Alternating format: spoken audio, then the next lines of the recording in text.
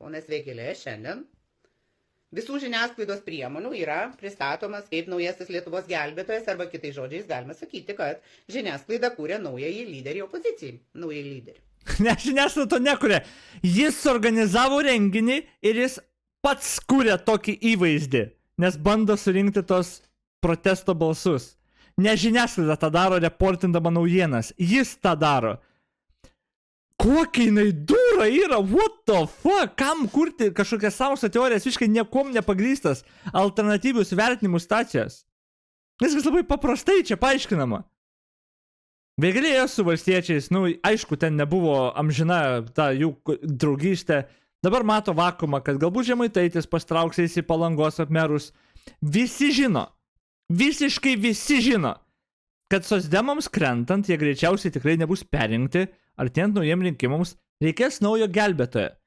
Tie žmonės, kurie nenorėjo už konservatorius balsuoti, jie ir dabar nenorės, jie ieškos kažko, bet jie nenori dabar už socdemus balsuoti. Tie žmonės, kurie nusivylė Žemaitaičiu, jie ieškos naujo gelbėtojo. Todėl tas naujas gelbėtojas ir atsiranda. Ir Vėgėlė tą ir daro, jis pats tą daro, ne žiniasklaida reportindama apie tai. Blet, kokie jie zombiai. Liktai opozicija pati negali savo susikurti lyderį. Aišku, negalima. Opozicija neturi teisę susikurti savo lyderį. Ne, jūs esat neįgalus, visi kaip vieno. Jūs net jeigu norėtumėt, negali susikurti lyderio. Jūs nevieningi, jūs nesiorganizuojat, jūs degradavę šiukšlės. Tu iš vis kalėjime toj būsi dūra. Fuck me. Su kiekvieno šitų debilų vis piktesnis darausi. Nes tuomet jis bus nevaldomas, tuomet tikrai visa politinė linija bus. Iš tikro vyrai manęs taip nebiesino. Iš tikro seksistas. Va kas čia yra. Šnekėjo debilai vyrai, taip manęs nenervino. Tik moteris debilė pradeda šnekėti ir aš tiesiog pilnai triggered. Čia turbūt yra iš tikrųjų. Aš net nejuokauju, aš literaliai net nejuokauju. Gali būti, kad aš tiesiog nekenčiu tokio tipo moterų. Nes realiai, objektyviai pažiūrėjus, vyrai lygiai taip pat užtikrintai kledėjo kaip ir jinai. Bet jie manęs taip netrigrino kaip jinai. Holy shit, kokia dūra, ble. Ta, kurios trokšta pozicija.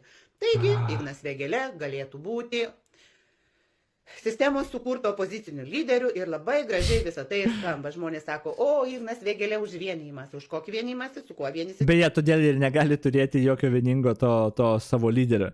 Nes jie jo net negalėtų išsirinkti. Jeigu kažkas atsiranda nors biškai jų pusė, arba nori jų balsų, tai ne tai, kad jie naudotus tom ar dar kažką, ne, jie iš karto jį atmeta. Jis nepakankamai antisisteminis. Tai iš karto didelė bazė šitų šizofrenikų dingsta. Atsiranda kažkoks Vaitkus ar dar ką. Va, čia tai jau tikrasis antisisteminis. Ir tada per akimirką Vaitkus pasirodo priešas. Jis irgi sisteminis. Nes ten nepasidalino kažko. Jūs negalit. Jūs per tūpę esat. Labai gaila, kad yra toks kanalas kaip OPTV, kuris davė jiems tą vieną lyderį, kuris realiai surinko jų realiai daugumos balsus ir pateko į Seimą kaip trečią partiją. Ir dabar mes tada turim amoralius rodus, kurie juos prileidžia į koaliciją valdančiuosius. O realiai tai jie niekada ir neperkopė tų nei 5 procentų, nieko jie negali susivienyti, visi durneliai yra, jie net už savus negali stovėti, nes jiems niekas nėra pakankamai vatnikas, kad balsuoti. Ta problema šiek tiek turi ten, pažiūrėjau, Amerikos tie kairieji visokie, kur jie kairieji tipo leftistai skaitos, bet jie nepalaiko demokratų kandidatų, nes jie nepakankamai kairė tipo.